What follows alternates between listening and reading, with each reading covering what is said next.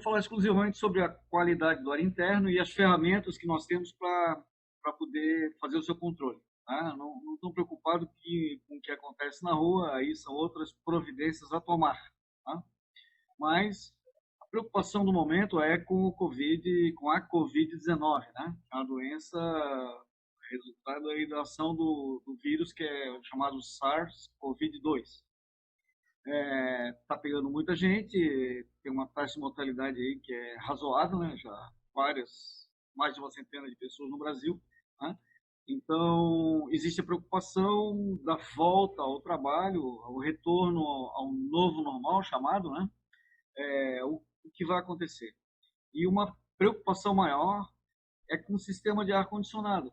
Se ele vai ajudar a controlar a contaminação ou se ele vai prejudicar o controle da contaminação. Hoje, o controle da contaminação, seguindo recomendações das organizações de saúde, né, e principalmente a Organização Mundial da Saúde, são no sentido do afastamento e o uso de máscaras e a higienização, principalmente das mãos e superfícies, né, de uma maneira geral. Então, são medidas que são preventivas, né, e que tem mostrado o resultado e que espero que todos concordem que são essenciais. Né? Então, agora, o que tem a ver o sistema de ar-condicionado com isso? Como ele pode trabalhar no controle da qualidade do ar interno? Então, existem sistemas que auxiliam esse controle que nós chamamos de sistemas passivos. Eu vou procurar explicar por quê. O passivo normalmente é aquele que está ali paradinho esperando. Né? E nós temos sistemas que são ativos, são aqueles que vão ao local e atuam. Né? São duas ações bem diferenciadas. Os sistemas passivos que são aplicados nos sistemas de climatização, da renovação de ar, ocorre o processo da diluição dos contaminantes. Eu estou trazendo ar fresco a um local, então se ali eu tenho uma fonte de contaminação, eu estou diluindo. É claro que para esse ar fresco entrar, uma igual quantidade de ar contaminado tem que sair, certo? Então esses, basicamente, os sistemas para os quais existe normatização e certificação. Tá?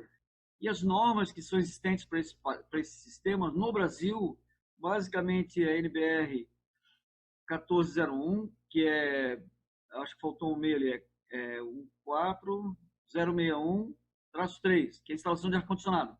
Né? Sistemas centrais unitários, o capítulo 3 é referente a exatamente essa questão da qualidade do ar.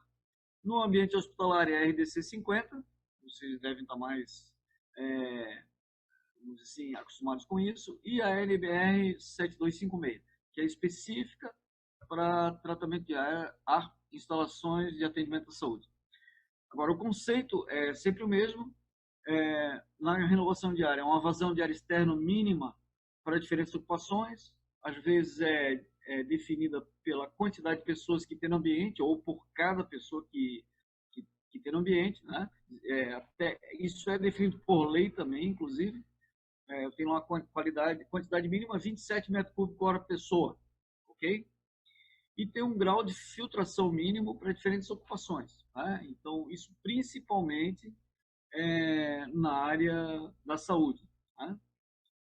Muito bem. Nos Estados Unidos, existe uma norma que é a ASHRAE 62.1, que é a base de onde se copiaram essas normas brasileiras aí, né? Que trata de renovação e filtração. E a ASHRAE 185.1 e 185.2 para processo de certificação e verificação de eficiência para irradiação de superfícies e eliminação de micro-organismos em suspensão para UV, para irradiação UV. Eu cito porque são as únicas normas que existem para certificação de sistemas de tratamento do ar. Então, existe ainda uma norma que é europeia, que é referente ao controle de particulados. Só isso, né? Basicamente, essas normas de filtração, a 62.1, ela também abrange a área de filtração, ok? Muito bem. Vou falar um pouquinho da esterilização com UV, porque saiu uma nota técnica da Anvisa, né? Procurando esclarecer a população e os profissionais da saúde, né? Sobre a eficácia da esterilização UV, porque estava sendo é, cantada, né? Vamos dizer assim, como uma boa solução para esterilização de superfícies, né? Pode vir a ser, sim, sim. Sempre depende da dosagem, né, que é uma relação direta tempo de exposição e intensidade da radiação, ok? E isso tem que ser aplicado com critério no sentido que tudo que fica na sombra, a radiação UV não faz nada, não elimina. Ela só elimina aquilo que está sendo iluminado diretamente, ok? Importante é que a UV é muito eficaz, pode ser eficaz, desde com a dosagem adequada, no abatimento de micro-organismos, tanto nas superfícies quanto em suspensão. Porém, tem que se garantir a dosagem correta. Né? Então, nesse sentido, ela é uma tecnologia passiva, porque no tratamento do ar, para esse ar ser esterilizado ou desinfectado, ele tem que passar pela lâmpada UV, ok? E ela é ativa na limpeza de superfície. Por quê? Porque normalmente a gente leva a lâmpada até a superfície, ok? Então, existe inclusive empresas que estão vendendo e empresas que estão contratando, né, esse serviço de desinfecção de ônibus, vagão de metrô, veículos, né, com lâmpadas UV. É efetiva? Sim, sim, pode vir a ser, desde que aplicada corretamente. Né? No ar-condicionado, ela é comumente utilizada para limpeza de serpentinas, que é a parte mais suja do sistema de ar-condicionado, a parte mais úmida, né? E a descontaminação contínua de filtros finos que retêm os organismos patogênicos. Então, por que é importante eliminá-los? Porque na reposição do filtro, o técnico ele pode ser contaminado. E ali é um ponto de acumulação, né, e fica altamente compactado, né? Então, micro-organismos de toda espécie, né, agressivos ou não agressivos, né, mas eles estão ali e muitos ainda viáveis. Então, quando o técnico vai lá trocar, por mais cuidado que tome, né, nem sempre o equipamento de proteção dele é suficiente para evitar contaminação. Essa contaminação, eu digo, vai desde a remoção do filtro, transporte até o descarte e eliminação final, né? Descarte. Então, muito bem. Aqui eu estou mostrando uma foto. O que é isso, né? Irradiação UV de serpentina, ok? Tem aqui um sisteminha, são lâmpadas simples, são lâmpadas como lâmpadas fluorescentes, lâmpadas de descarga elétrica, né? Estou iluminando a superfície. Aqui ao lado, uma foto da direita, tem uma superfície que propositadamente se iluminou com lâmpada UV e uma seção da serpentina se deixou trabalhar lá. Isso aqui acho que foi um trabalho de 3 ou 4 meses, né? Ficou acumulando esse que a gente chama de biofilme. Se for ver o que basicamente são fungos, algas e fungos, né? E bactérias que usam essas algas como substrato e também vírus que muitas vezes se mantêm viáveis nesse ambiente porque é um ambiente que está úmido, né? Tem um filme de água, ok?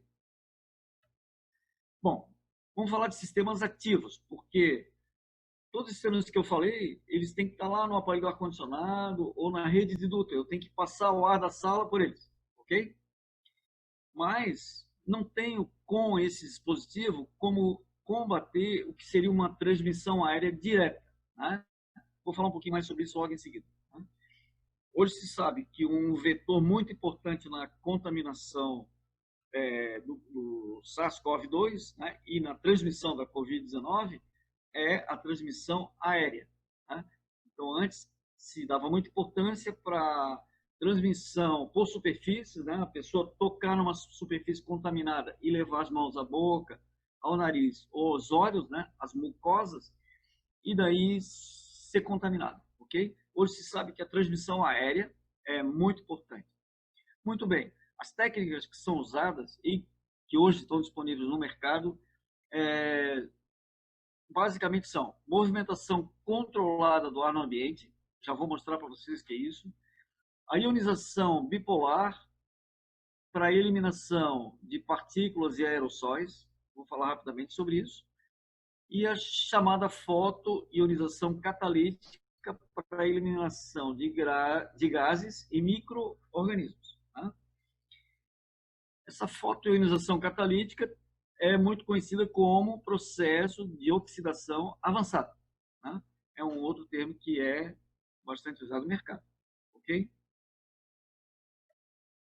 Muito bem, essa movimentação direcionada do ar, basicamente assim, ó, se eu tenho uma fonte de poluição interna, é não deixar esses contaminantes liberados chegarem nas outras pessoas. Essa é basicamente é, a técnica, né? Então imagina uma pessoa sendo operada numa sala de cirurgia. O problema ali é sempre a contaminação que a equipe que está trabalhando vai levar para a abertura da cirurgia, né? Então, nesse caso, se utiliza um sistema que é tampão, né? Um fluxo laminar de cima para baixo, depois uma cortina em volta da mesa de operação, de forma a impedir, pelo fluxo de ar mesmo, né? Que partículas e aerossóis cheguem no campo cirúrgico. Muito bem. Em quartos de isolamento, se está estudando hoje assim, ó, a pessoa está lá altamente infectada, assim, liberando aerossóis com vírus ou bactérias, e o pessoal da saúde, né, dando atendimento para ela, fica sujeito a essa contaminação. Então, se eu fizer uma extração de ar logo na cabeceira, eu consigo evitar que aquelas partículas que são leves sejam direcionadas para o assistente da saúde. Né? Então, eu já puxo elas na direção da parede, atrás da cabeceira, ok? Tem um outro exemplo aqui que é importante mostrar, que é um sistema de ar-condicionado convencional. O que é que acontece? Nesse sistema, se vocês olharem aqui, ó, estou insuflando o ar por cima, que é o comum. Ou se eu tivesse aqui um aparelho de ar-condicionado tipo split, ele ia estar na parede numa posição alta, né? Que é o normal. Ele é construído para isso. Tá? Então, nesse tipo de sistema, a ideia é movimentar bastante o ar do ambiente, misturar tudo. Né? Isso é excelente para o controle da temperatura, ok? Mas é horrível na perspectiva da contaminação aérea. Por quê? Eu estou espalhando, né? Então, contaminante gerado por essa pessoa aqui vai chegar rapidinho no vizinho, certo? Então, nesse sentido, o sistema de ar-condicionado, como é usado hoje, 99,9% dos sistemas de climatização no Brasil são assim. Tá?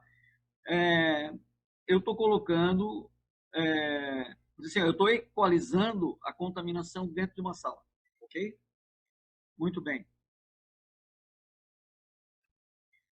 Uma outra maneira de fazer seria o seguinte, ó, é insuflar esse ar numa posição baixa ou mesmo pelo piso, certo?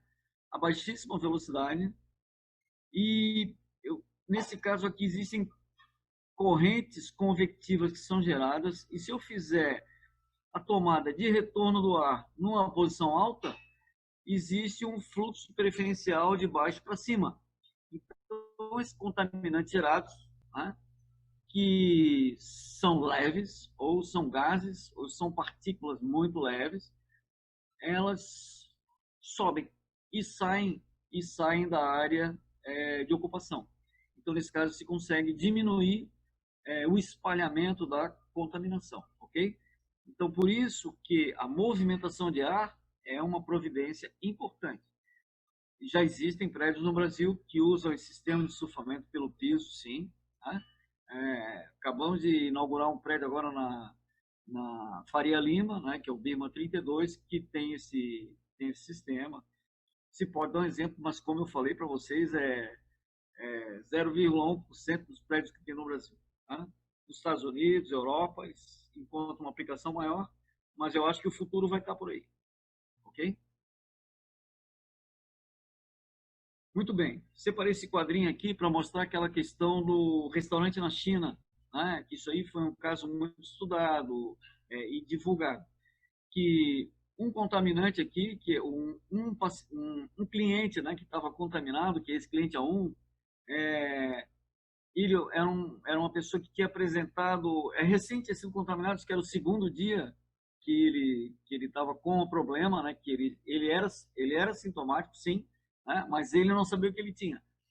Então, ele sentado aqui nessa mesa, ele contaminou todo esse pessoal aqui em volta. Né? Então, eles conseguiram fazer um mapeamento, né, e perceberam que essas pessoas aqui que tiveram presentes ali na mesa, né, eles aos poucos foram apresentando sintomas. Né? Então, esse daqui, na verdade, começou a apresentar sintoma em 24 de janeiro e o último contaminado aqui, a apresentação foi no dia 5 de fevereiro, ok? Então, 14 dias depois, praticamente, né? Mas eles traçaram, né, onde é que pode ser e encontraram essa origem comum. E o que perceberam que fora do jato aqui desse sistema, desse aparelho ar-condicionado, ninguém mais foi contaminado. Então, foi uma coisa muito local e evidenciou a influência do sistema de ar-condicionado e fizeram amostras no aparelho e encontraram vírus, alguns ainda viáveis, muitos dias após, ok? Muito bem. Vou falar um pouquinho sobre ionização bipolar, basicamente é para esclarecer um ponto. A ionização bipolar é uma técnica que injeta elétrons num campo de ar. Né? Imagina assim, eu tenho dois eletrodos, duas pontinhas, né? Uma carregada positiva, uma carregada negativa. Então, uma vai liberar elétrons e a outra vai gerar cátions. Na verdade, ela vai roubar elétrons das moléculas em volta dela para liberar na outra ponta. Né? Então, com isso eu gero um canhão de elétrons aqui e um canhão de cátions. Né? E esses elétrons gerados, eles vão vão acelerar reações de oxidação, ok? E essa oxidação ocorre não é por conta do elétron, mas porque esse elétron ele vai movimentar, ele vai favorecer, eu não vou dizer catalisar porque não é a palavra correta, mas ele vai induzir reações de oxidação. Então, tudo que está passando por ali, em termos de micro-organismos, gases, eles são oxidados. Então, muitos são desativados e eliminados. Então, é um sistema eficiente, ele faz uma limpeza assim, do ar que passa por ali. Mas eles só são ativos naquele ponto, ok?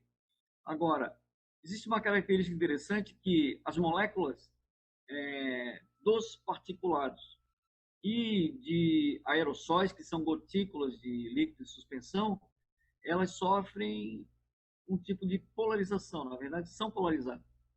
E essa polarização elas levam adiante, porque elas vão esbarrando com outras partículas, então vão polarizando outras partículas e também vão se aglutinando, vão se agregando, né? Positivo com negativo, negativo com positivo, eles se entendem e se juntam, né? Quando acontece isso, o que era pequeno e leve, que estava em suspensão, acaba se aglomerando e precipita. Ou é mais facilmente retido nos filtros, porque teve o seu tamanho aumentado e muito. Né? Então, essa é uma técnica que é excelente para aumentar a eficiência de filtros. Eu não tenho como trocar o filtro, né? Mas se eu colocar um ionizador bipolar, eu melhoro muito a eficiência do filtro. E a segunda coisa que é interessante, como essa polarização ela é levada para a sala, então eu também tenho esse efeito na sala, ok? E é bastante eficiente. Mas na sala ela não vai eliminar micro-organismos, ok? Só tem ação ativa para particulares. Essa é a ionização bipolar. Bom, vou falar agora um pouquinho sobre contaminação aérea, né? Já abordamos o assunto, mas em que consiste, né? Se a gente for observar o tamanho do vírus, esse do SARS-CoV-2, ele tem entre 0,06 e 0,1 micron. Então, é uma coisinha de nada, né? Um micron é 10 na menos 6 metros, né? Um milímetro é 10 na menos 3. Então, é 1000 vezes menor que um milímetro. Ninguém enxerga o micro. Né? Eu já não enxergo um milímetro. Imagina um micro. Né? Muito bem. Então, falando coisas que são microscópicas. Até aí tem esse nome, né? Muito bem. Os aerossóis, que são gotículas formadas pela respiração ou artificialmente. Aerossol todo mundo sabe, né? Aquele desodorante que é spray, né? Tudo aquilo que faz aquele jato que sai gotículas, que fica em suspensão, essas gotículas são aerossóis. Então, na respiração, a gente libera aerossóis, e quando esses aerossóis são menores que 0,5 micron, ou 0,5 micra no plural, né? Permanecem horas de suspensão. Horas, ok? Quando eu falo horas, mediram em alguns ambientes mais de 30 horas de suspensão. Bom, e esses aerossóis, eles podem ter dentro deles seres vivos, são micro-organismos, né? Então se chamam bioaerossóis, porque tem a vida lá dentro, né? Então, inclusive os vírus, eles só permanecem viáveis no ambiente se eles estiverem no meio líquido. Se eu secar, ele morre. Se ele entrar em contato com a atmosfera que tem oxigênio, que tem ozônio, que tem peróxido de hidrogênio, ele morre. Não é que ele morre, ele é desativado, ok? Porque vivo, eu não sei se vírus é vivo, né? Mas tudo bem. Ele está no limite entre o que é vivo e o que não é. Bom, e existe evidência científica suficiente que o espirro, a tosse, ou mesmo a simples respiração, estou respirando, quando eu expiro, libero dezenas ou centenas de milhares de aerossóis por expiração, ok? Então é muita coisa e prova, né, que quem contamina o ambiente de trabalho normalmente são as próprias pessoas, dificilmente vem alguma coisa de fora. Então as fontes de contaminação são internas, ok? Bom, importante lembrar que a probabilidade da contaminação aérea depende da presença, então, desses aerossóis, né? Da concentração dos aerossóis. Quanto maior a concentração, maior a probabilidade de contaminação. Da inalação dos aerossóis, claro, eu tenho que inalar, né? Senão eu não sou contaminado, né? E da resistência da pessoa que inala, ok? Então, por que isso é importante? Porque aí está a prova que o uso da máscara ele é recomendável. Mesmo que a máscara não retenha, não seja um filtro muito fino, ela consegue, de certa forma, reter os aerossóis, que eles são no meio líquido. Muitas vezes as gotas do aerossol eles colam nas fibras, ok? Então não precisa passar pela trama, ela já cola na fibra, mas ela é muito importante principalmente porque ela é muito efetiva na liberação do aerossol, né? Porque uma coisa é eu estar eliminando, jogando aerossol no ambiente sem nada na frente, e outra coisa se eu tiver uma barreira, ok? Então, ela realmente é efetiva e recomendada. Tá? E a umidade relativa, que é um outro ponto, ela influencia tanto na duração dos aerossóis, quanto mais úmido o ambiente, mais tempo esse aerossol vai ficar. Ele demora mais para secar. Né? E também na resposta do receptor, né? Ou na resistência do receptor. Quanto mais seco o ambiente, menos úmidas, menos líquidas estarão as nossas mucosas, então sou mais sensível à contaminação. Né? Bom, então se sabe que a faixa ideal para o controle da contaminação aérea está lá na faixa do 40% a 60%, tanto em questão da viabilidade dos vírus, quanto na questão da resistência do receptor, ok? Muito bem. O que é a fotoionização? É isso que o Alexandre mostrou, né, naquele vídeo lá. O aparelho que tem instalado ali é um aparelho que trabalha com fotoionização. Fotoionização é simplesmente uma energia que vem numa irradiação. Quando eu falo fóton, é luz, né? Na faixa da luminosidade, né? E ela é capaz de arrancar um elétron de uma última camada de um átomo. Com isso, ele provoca um desequilíbrio, né? Então, essa molécula ela fica querendo esse elétron de volta e, às vezes, rouba de outra molécula ou substância que está em volta e acaba se agrupando. Então, é, esse é um fenômeno muito comum, estamos acostumados com isso, né? E se isso acontece no sólido, a gente diz que é um efeito fotovoltaico, né? Eu consigo gerar energia elétrica com isso, né? Incide a luz numa placa fotovoltaica, sai um elétron. Então eu estou gerando eletricidade, ok? E em gases e líquidos é conhecido como ionização, né? E na engenharia ele é largamente aplicado, né? Na engenharia lá ambiental e agrícola, né? É o processo da fotossíntese, né? Que é a base de produção de todos os alimentos, né? Hoje é a base da vida animal, né? Então, a vida vegetal existe por conta disso, gera os alimentos, né? Através do processo da fotossíntese e viabiliza a vida animal. E também a gente conhece esse processo pela fluorescência, né? Que são as lâmpadas fluorescentes, é esse o nome, né? A TV antiga, a TV de tubo, né? Hoje em dia não é mais, hoje em dia é tudo LED, né? Mas primeira vez que eu vi televisão era de tubo. E fiquei vendo durante muito tempo. Muito bem. Não vamos entrar nesse detalhezinho aqui. Vou pular tudo isso aqui. Mas vou falar para vocês que na natureza ela ocorre todos os dias. Todos os dias, né? O Sol libera radiação ultravioleta e ela, incidindo ao nível do solo, sobre as moléculas de vapor de água que estão na atmosfera, na presença de catalisadores que são óxidos metálicos que estão nas rochas, né, na areia, principalmente óxido de titânio, óxido de zinco, óxido de magnésio, óxido de prata. Esses catalisadores eles favorecem reações do tipo vapor da água H2O mais oxigênio faz H2O2. É o principal elemento gerado, que é o peróxido de hidrogênio. Então, na natureza, se a gente for medir peróxido de hidrogênio ali na rua, de manhã cedo é quase zero. Final do dia, dependendo do local, se é uma cidade, vai chegar a 5 partes por bilhão.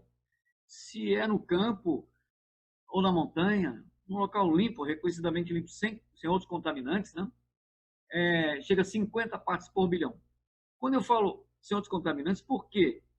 Porque esses outros contaminantes normalmente são gases orgânicos voláteis. E o peróxido de hidrogênio reage com eles. Então ele desaparece da atmosfera, ok? Ele é gerado, porém reage, desaparece. Tá? E fica em concentrações baixas. Agora, o que nós sentimos quando nós vamos num ambiente limpo, a gente sente um cheiro agradável, né? Não é um cheiro característico, mas é agradável. Então eu sei, não, aqui o ar é limpo, ok? Mas se vai medir concentração de peróxido, é alta. Agora, na cidade, a gente muitas vezes sente aquele cheiro pesado, nem sempre é fumaça do diesel, do ônibus que passou, do carro a gasolina, muitas vezes é sim. Mas eu sinto, não me sinto bem, parece uma atmosfera pesada. Se for medir, é alta concentração de ozônio. E ozônio é um negócio que irrita a gente, né? Então eu chego em casa com as mucosas irritadas, com os olhos, né? Eu que sou aqui de Florianópolis, quando eu vou a São Paulo, eu sofro. Todo dia que eu chego aí, eu sofro, né? Então, mas esse é o problema. Não estou acostumado, é pior ainda, ok? Vamos em frente, não vamos entrar nesse detalhe aqui. O que o Alexandre mostrou para vocês, esse aparelho aqui que está na esquerda da tela, É simplesmente ele é uma lâmpada ultravioleta que tem uma tela em volta dela e essa tela é pintada com tinta com óxido de titânio, principalmente, ok? A lâmpada ultravioleta, ela incide nas moléculas de vapor d'água que estão passando por aqui, coloca isso aqui na corrente do duto lá do sistema de ar-condicionado, e aqui vai gerar o peróxido de hidrogênio. E esse peróxido de hidrogênio ele é levado para dentro da sala. Então, na sala, ele é espalhado pelas correntes de ar, mas principalmente por difusão gasosa, ok? Então, a nossa colega aí que trabalha com cosmético, ela sabe, né? O perfume, ele se espalha no ar, né? Ele é um gás. Então, se entra uma pessoa perfumada, né? Bem perfumada, numa sala, todo mundo da sala acaba sentindo, porque ele se espalha rapidamente, rapidamente mesmo. Velocidade de difusão gasosa, nesse caso, na condição normal de temperatura e pressão, como a gente chama, muitas vezes chega a 10 metros por segundo. Né? Então, é muito rápido. Né? Imagina uma sala de 10 metros, um segundo, o cheiro já está lá no outro canto. E isso aí acontece mesmo. Né? São muitas situações. Né? Então, a gente tem um olfato apurado para muitas coisas, muitos gases, né? E consegue perceber, ok? Muito bem. Então, essa é a base dessa tecnologia fotohidronização. E qual é a grande vantagem? É que, em gerando um gás, esse gás vai para dentro do ambiente e mesmo em pequenas concentrações, iguais a essa que a gente encontra lá na rua, né? 20 a 50 partes por bilhão, é uma concentração efetiva para a eliminação de gases e principalmente micro-organismos, sejam vírus, bactéria e fungos.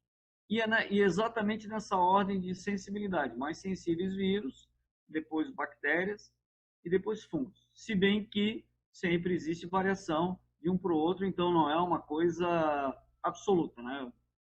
Por exemplo, tem bactérias que são muito fracas, né, com relação ao peróxido de hidrogênio, né, e morrem muito mais rapidamente do que vírus, por exemplo, do que alguns vírus. Né? Muito bem.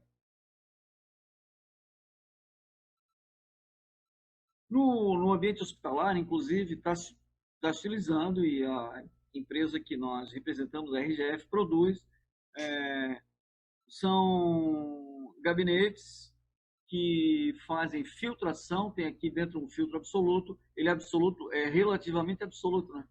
E ele consegue reduzir 99,99% de partículas acima de 0,5 microns. 0,5 microns, vocês se lembram que é o tamanho do aerossol, né? Então, e o vírus está abaixo disso, ok? Dentro de uma gota de 0,5 micron, eu consigo imaginar 125 vírus ali dentro, ok? De cada gotícula daquela ali. Se for fazer a conta, vai ver que é. Né? Então, muito bem. Nesse tipo de sistema, a gente está colocando um purificador de ar ou uma célula de fotoionização. Então, a gente está gerando peróxido que vai estar fazendo duas coisas. Ele vai estar eliminando os contaminantes que ficaram retidos no filtro e ele está indo para dentro do ambiente, né, para fazer uma purificação ativa. Ok? Bom, aqui são outros modelos. A gente tem um modelo, esse bem da esquerda aqui, ele tem, além de uma célula de fotohidroionização, ele tem também ionização bipolar. Então, ele ataca tanto gases, micro-organismos, quanto também particulares. Então, diminui a quantidade de particulares em suspensão, inclusive aerossóis. Ok? E esse aparelhinho do meio aqui é simplesmente células de fotohidronização para equipamentos maiores. E o da direita aqui é um aparelho portátil. Tá? Então eu posso levar lá no meu consultório, na minha clínica odontológica, na sala de procedimento ou na recepção. Então esse aparelho aqui ele tem uma célula de fotohidronização e eu também posso colocar filtros aqui, ok? Bom, existem outros aparelhos aqui. Esse bem da direita é um portátil para você levar no seu carro, na sua mesa no escritório, na sua mesinha de cabeceira, né? É um protetor individual. Bom, estou aqui à disposição de vocês. Aqui está o meu telefone, endereço, né? Aqui o site da RGF, né? Que é a RGF Environmental, né? E no Brasil, nós somos representados pela Trene, é a nossa grande parceira comercial aqui. E se vocês tiverem alguma dúvida, quiserem conversar sobre o assunto, estou aqui à disposição. Eu vou fechar a tela aqui, a apresentação. Bom, um pequeno detalhe. Na questão da certificação, não existe certificação para purificadores de ar. Infelizmente, não existe. O que existe são normas que são aplicáveis para sistemas de filtração e eles dizem respeito não ao sistema, mas sim ao elemento filtrante, ok? Então, eu posso classificar o elemento filtrante, existe norma para se verificar isso daí. Existe norma, como eu falei, para sistema de radiação ultravioleta, porém, até o momento, só existe aplicação para desinfecção de superfícies, tá? E mesmo assim só para quando a lâmpada ela é fixa, né? Então, esses dispositivos móveis para purificação, para desinfecção, eles não são certificados. É impossível certificar.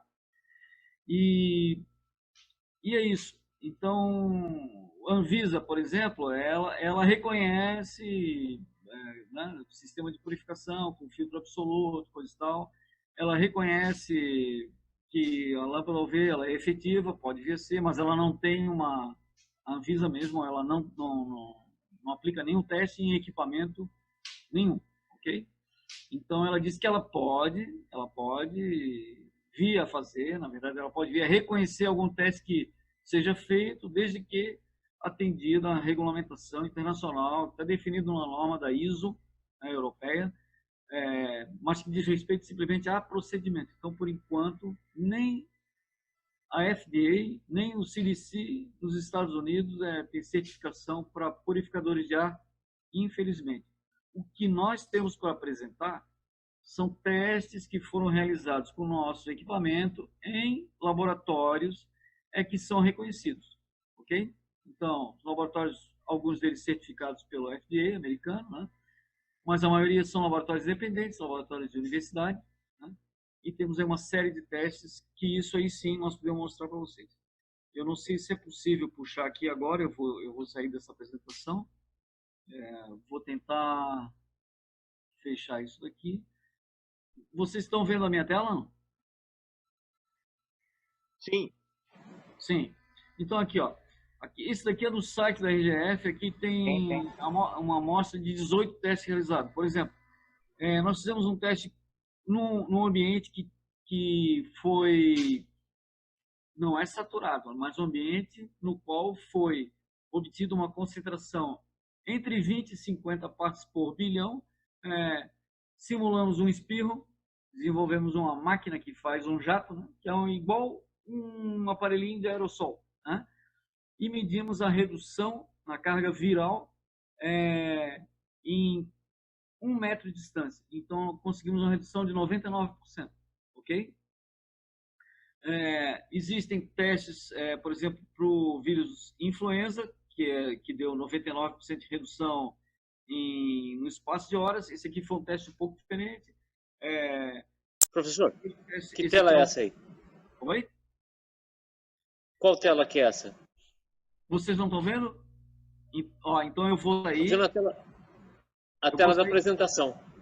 Tá, então eu vou sair e vou chamar uma tela de novo. Vou parar de compartilhar, ok? E vou chamar novamente. Vamos ver se é possível. Mudou a tela para vocês? Sim, positivo. Positivo. Então tá, então aqui tem um menino, vocês estão vendo aqui não? Sim. Esse aqui é o teste do espirro. E assim, ó, para outros vírus, né? Os foram testados, então mostra uma redução logarítmica, né? Rápida, ok? Esse caso aqui é um teste que ele é estático, né? Se manteve uma concentração de peróxido e a carga de vírus ela não foi contínua, ela foi um jato, né? Ok? Então, isso para ter uma ideia. Entre isso aqui e a situação real, né, onde eu tenho uma injeção contínua de peróxido, mas também uma carga variável de contaminantes, claro que existe uma diferença. Por isso também que a gente não garante, não tem como garantir que vai impedir a contaminação. Né? No ambiente de trabalho, para garantir que vai impedir a contaminação, só se eu colocasse cada trabalhador numa bolha, né? E essa bolha com um sistema de purificação de ar, tanto do ar que entra quanto do ar que sai. Né? Então, aí seria a única maneira de se garantir. Mas, como a contaminação depende da concentração, como eu falei antes, tudo que venha diminuir a concentração de contaminantes, diminui a probabilidade de transmissão, ok? Então, é nesse sentido que esses equipamentos atuam. Perfeito? Isso eu queria mostrar para vocês. Se for no site aqui, tem 18 ensaios feitos, tem aí uma meia dúzia de vírus diferentes. Infelizmente, não temos nenhum ensaio feito pela RGF com o Covid-19. Soubemos de um resultado de uma empresa na Colômbia, que na verdade é nosso concorrente, que lá na Universidade de Antioquia, que eu não conheço, né, foi feito um ensaio. Nós já estamos conversando com eles para que eles repitam esse ensaio com o nosso sistema. Conseguiram uma redução de carga viral aproximadamente 99% mais com o SARS-CoV-2. Ok? Então é isso, gente, que eu queria apresentar para vocês. Beleza? Eu vou parar de compartilhar a tela.